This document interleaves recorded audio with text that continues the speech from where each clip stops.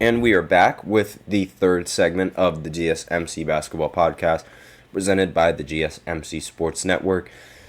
And in this third segment, I'm going to go ahead and talk about the SEC releasing its schedule and some of the dates, as well as some of the possible games of the week when talking about the SEC and basketball games.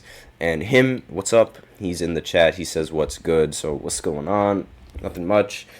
Been, talking a lot about basketball. It's a little bit of a short day for basketball, I will say. Like, there's not really much to go on, like, in the basketball world. It's more so, like, a lot of news outlets and a lot of people are mainly focusing on football and the coming of, like, the college season, because it is starting really, really soon. It's starting this week, I believe. So, I mean, if you guys are interested in college football, we do have a college football podcast and a lot of football podcasts on the channel as well. So I recommend tuning into those whenever you get a chance to get a better understanding on why people are, so excited for college football around this time. Especially with, the conference realignments and stuff. All of those stuff I can't really explain, but I know they can pretty well. So if you guys are interested, go ahead and tune in. But, I mean, the SEC, they recently released their dates for the full conference schedule on Tuesday.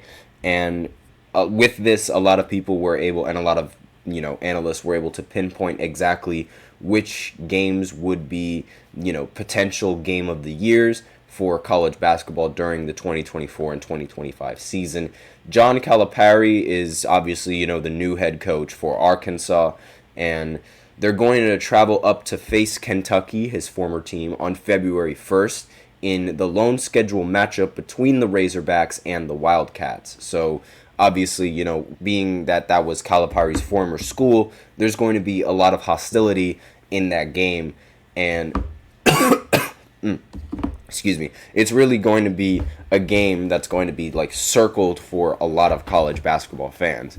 And the way that the schedule works is that each SEC team is going to play the other 15 teams in the conference at least once, and they're going to face 3 teams a second time in a home-and-home series. 2 of those 3 teams are going to play twice each season as permanent opponents, with the other team changing every single year.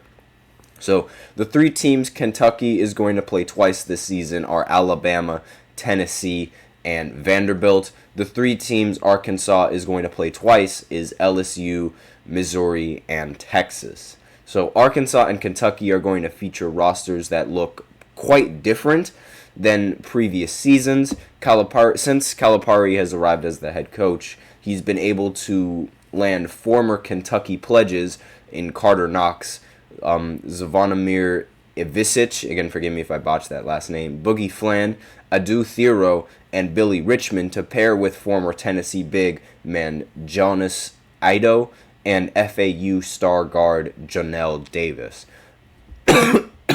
Excuse me. So that's sort of just, the change in the roster since Calipari has been able to arrive in Arkansas, and the impact that he has in recruiting and bringing in really talented players. So Kentucky coach Mark Pope is building a roster that features 0 returning scholarship players, and his first transfer portal commitment came from incoming freshman guard Colin Chandler, who spent the last 2 years on a Mormon mission. Chandler was Pope's highest rated signee and the number 3 overall in the entire class during his tenure in BYU. Kentucky has also been able to land high-profile commitments from BYU guard Jackson Robinson, Dayton sharpshooter Kobe Brea, West Virginia guard Kerr Krisse, San Diego State guard Lamont Butler, as well as Oklahoma guard Otega Owe. So another wrinkle of the schedule release includes Texas and Oklahoma receiving their respective conference opponents as part of an expanded SEC, and the Sooners will face Alabama on the road in its first SEC game on January 4th, while the Longhorns are planning to renew its rivalry on the road with Texas A&M on the same day. So those are some of the Those are some of the games that are in, the talks and the contentions of being in like the game of the year for college basketball. Arkansas and Kentucky has been number one on a majority of the big, like the top 5 SEC games to come for this season. So that game is going to happen on February 1st for any of you guys interested. Alabama is going to face Auburn in March 8th, 2025. That's another really popular game that most likely a lot of people are going to want to tune in. Auburn is ranked number 10th in the top 25 as of right now. And so that game could imply a lot of huge national standings, depending on where Auburn stands when the game actually starts on March 8th, 2025.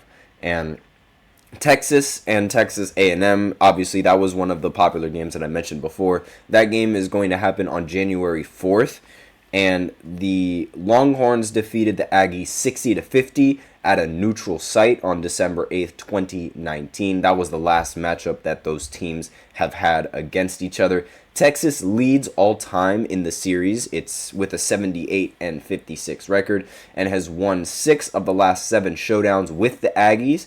Texas A&M is also ranked number 11th in Gary Parrish's top 25 and number 1, while Texas isn't far behind at number 20 on his list. So that is going to be a pretty interesting matchup from the national standings alone. Arkansas is also going up against Tennessee on January 4th, 2025 in Knoxville. So, Tennessee, they have the home court advantage, and it's going to be pretty interesting. They're going to have to replace a player as good as Dalton Knecht, so we're going to see just how well the Tennessee is able to respond to that. And finally, Oklahoma is going to play Alabama on January 4th, 2025, and they're going to get their first taste as a new member of the SEC when they face Alabama on the road. So those are just some of the more popular games that are going to be happening. Let me know in the comments which game you're excited for the most. And with that out of the way, we can go ahead and go into the 4th segment where I talk about the first WNBA game held in TD Garden. And that happened yesterday, so I'll be right back after this short break.